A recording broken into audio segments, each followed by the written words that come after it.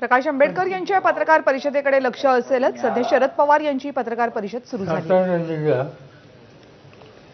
यशवंतराव चव्हाणांच्या विचाराने चाललेला आणि राष्ट्रवादी काँग्रेस पक्षावर या जिल्ह्यांनी नेहमीच प्रेम केलं, साथ दिली.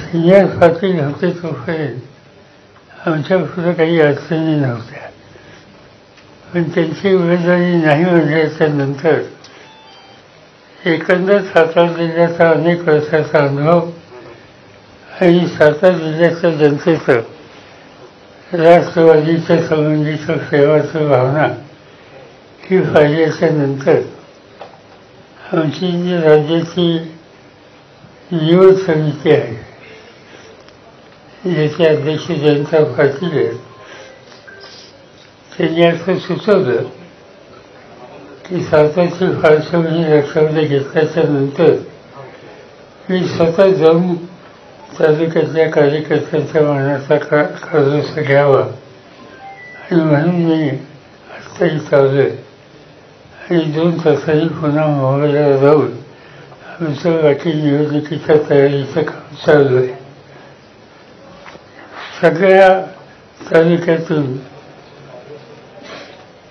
सिनियर पार्ट्यांच्या संबंधीची आस्था असली तरी त्यांना मला सांगावं लागलं की तुमचा माझ्याबद्दलचं आग्रह किंवा सिनियर पार्ट्यांच्याबद्दलचं आग्रह हा विचार तुम्ही डोक्यातनं काढा. मला राज्याच्या बाहेरही निवडणुकीच्या प्रचारासाठी जावं लागेल आणि अशा स्थितीमध्ये आणखी मी जबाबदारी आता घेऊ शकत नाही. त्यामुळे तो विषय आता संपला. त्यानंतर काय करावं या संबंधी सगळ्या तालुक्यातल्या कार्यकर्त्यांच्या मनाचा कानोसा आम्ही घेतलेला आहे. 2-3 आमच्या सहकाऱ्यांची नावं ही इथल्या सगळ्या सहकाऱ्यांनी सुचवलं आहे. ते जे काही आवाज आहे तो आमच्या राज्याच्या पातळीवरची बोर्डाच्या समोर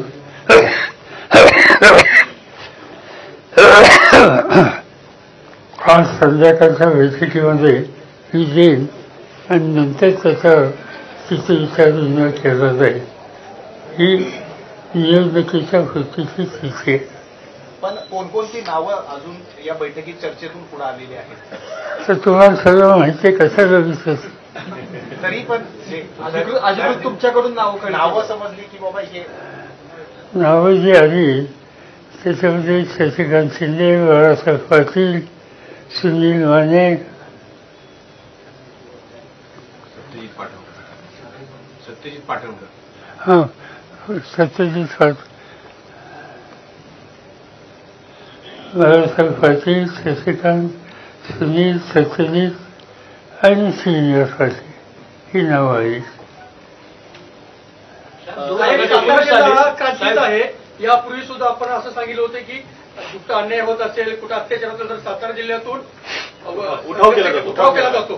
तसं आज आपण ह्या लोकसभा निवडणुकीच्या पार्श्वभूमीवर काय उठाव करणार आहात, काय घोषणा करणार आहात? असं आहे की आमची पार्लमेंटची बोर्डाची मीटिंग चालू आहे. 1 नंबर 2 ही निवडणूक वेगळ्या पद्धतीनं आवाज घालायची.